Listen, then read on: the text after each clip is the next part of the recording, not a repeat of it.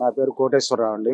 ఇప్పుడు జగన్మోహన్ రెడ్డి మనం మాట్లాడుతూ ఒక 2.0గా వస్తాను, జగన్ కొత్త జగన్ నేను చూపిస్తాను అని చెప్పి అంటున్నాడు. ఏంటి 2.0 ఏంటి, ఏమనుకున్నారు అసలు కామన్ మ్యాన్ గా మీరు? ఆయన 3.50 అన్నా ఇంకోటన్నా ఏం ఉపయోగం ఉండదండి. ఏంటంటే ఇవన్నీ ఏంటంటే ఈజ్ ఏ క్రిమినల్ అని చెప్పేసి రాష్ట్ర ప్రజలందరికీ అర్థమైపోయింది. First point. తర్వాత ఇంకోటి ఏంటంటే నేను 82 నుంచి తెలుగుదేశం పార్టీలో ఉన్నానండి. నేను సింగరేణి కాలరీస్లో టెక్నికల్ సూపర్వైజర్ చేశాను. నా దగ్గర 22,000 మంది పనిచేశారు. మాది నేటివ్ వచ్చేసి నందివెలుగు.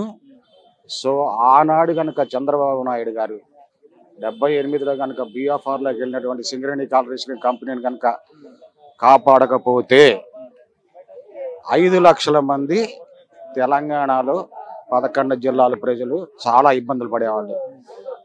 కొన్ని తెలిసి తెలియనటువంటి పరిజ్ఞానంతో ఇది కాళేశ్వరం ప్రాజెక్టు కట్టించడం తప్పు. అది మనకు రావాల్సిన నీళ్లు అక్కడ బ్రేక్ చేసుకొని వేరే డైవర్ట్ చేసుకోవడానికి అవకాశం ఇచ్చినట్టుగా ఈయన సపోర్ట్ చేశాడు. అదే నీళ్లు కావాలని చెప్పేసి మనకి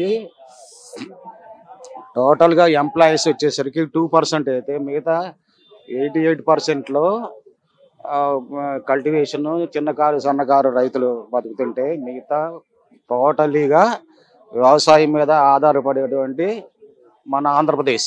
అంటే ఇప్పుడు చూసుకుంటే ఇప్పుడున్న పరిపాలన చూస్తుంటే ఏమనిపిస్తుంది? యాక్చువల్లీ అదేమో బాగోలేదని చెప్తున్నారు, మీరేమనుకున్నారు? బాగుందా బాగోలేదా? బాగుందండి, బాగుందని ఖచ్చితంగా చెప్పగలం.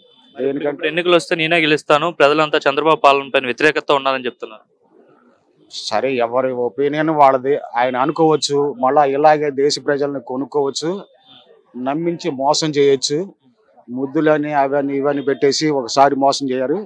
ఇవాళ ఆంధ్రప్రదేశ్ ప్రజలు మోసపోవడానికి సిద్ధంగా లేరు. అంటే గత ప్రభుత్వం పరిపాలన చూసారు, ఇప్పుడు చంద్రబాబు నాయుడు ముఖ్యమంత్రిగా పరిపాలన చూస్తున్నారు. ఏంటి తేడా? అతనికి జగన్మోహన్ రెడ్డికి ఇతనికి ఏం తేడా అండి? నాకు ఉద్యోగం ఇచ్చేటప్పుడు పోలీస్ డిపార్ట్మెంట్ ఎంక్వైరీ చేశారు, ఈ ఫ్యామిలీ ఎట్లాంటిది, ఇతను ఎట్లాంటి వాడండి. ప్రజలు కూడా ఏం చేశారంటే గత ప్రభుత్వాలను చూసిన తర్వాత వీళ్ళ దోపిడీ రాజ్యం ఇదంతా చూసి ఒక అవకాశం ఇద్దామని చెప్పేసి అవకాశం ఇచ్చారు. ఇచ్చిన దాన్ని ఆయన ఒక్కసారి అనే మాట నిలబెట్టుకున్నాడు ఖచ్చితంగా. ఇది ఒక్కసారి లాస్ట్, ఇంకోసారి నేను రాజకీయాల్లో నిలబడలేను, చేయలేని నిరూపించుకున్నాడు. అంటున్నాడు ఆయన వచ్చినా రాకపోయినా దేశ ప్రజలకి ఏం నష్టం లేదు. వచ్చినా కూడా జనాలు ఎవరు నమ్మే పరిస్థితులు లేరు. డెవలప్మెంట్ ఎలా ఉందండి? 5 ఏళ్ళలో రాష్ట్రం అభివృద్ధి చెందుతుంది అంటారా? అభివృద్ధి చెందాల్సింది ఉంది, చెందుతుంది. ఒక్కసారి రాదు. కొన్ని పనులు శరవేగంగా నడుస్తున్నాయి. పూర్తిగా కేంద్ర ప్రభుత్వం కూడా సహకరిస్తుంది. స్టేట్కి చాలా ప్రాజెక్టులు మంజూరు చేసింది. అవి ఆచరణలో పట్టడానికి కొద్దిగా టైం పడుతుంది. 2047 అంటున్నాడు. 2047 కల్లా దేశంలోనే అగ్రగామి రాష్ట్రంగా ఆంధ్రప్రదేశ్ తీర్చిదిద్దుతాను, అలాగే మంచి నగరంగా అమరావతిని తీర్చిదిద్దుతాను అంటున్నాడు. చేయగలుగుతాడు నమ్మకం ఉందా మీకు? అమరావతిని డెవలప్ చేస్తారని నమ్మకం ఉంది, పోలవరం కంప్లీట్ చేస్తారని నమ్మకం ఉంది. గత ప్రభుత్వం పోలవరం పట్టించుకోలేదంటారా? పట్టించుకోలేదు.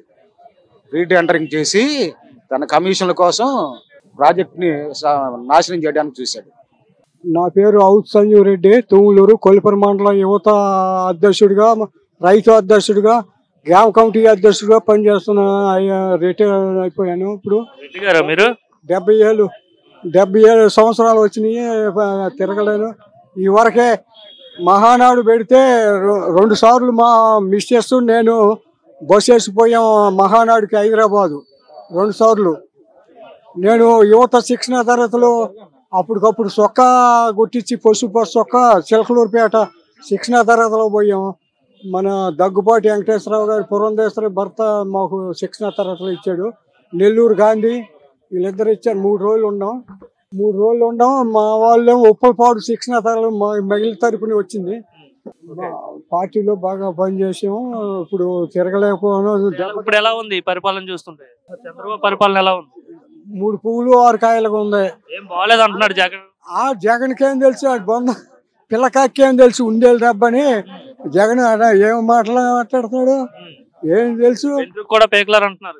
ఇంటికి అదే 175 సీట్లు ఇంటికి కూడా పేకలేరని అహంభావంతో 2 నామాలు పెట్టారు, పంగనామాలు. ఆ 2 నామాల్లో ఈ దెబ్బ నేనే ముఖ్యమంత్రి 30 సంవత్సరాలు అన్నాడు. ఒక గీత మిగిలేదు. ఇక ఒక గీత పోయింది ఈ ఎలక్షన్లో. పిచ్చెక్కి పిచ్చెక్కి మాట్లాడుతున్నాడు. ఏం మాట్లాడేది తెలియదు. అసలు ఎర్రగడ్డ హాస్పిటల్ హైదరాబాద్ పంపిస్తే పోయితే అనిపిస్తుంది నాకు చూడగా. చంద్రబాబు పాలన పైన వ్యతిరేకత ఉన్నారు. ఇప్పుడు ఎన్నికలు జరిగితే నేనే గెలుస్తాను, జమిని ఎన్నికలు వచ్చినా లేదంటే జనరల్ ఎలక్షన్ వచ్చా సరే మళ్ళా నేనే గెలుస్తాను. అది అంతా అహంభావ మాటలే.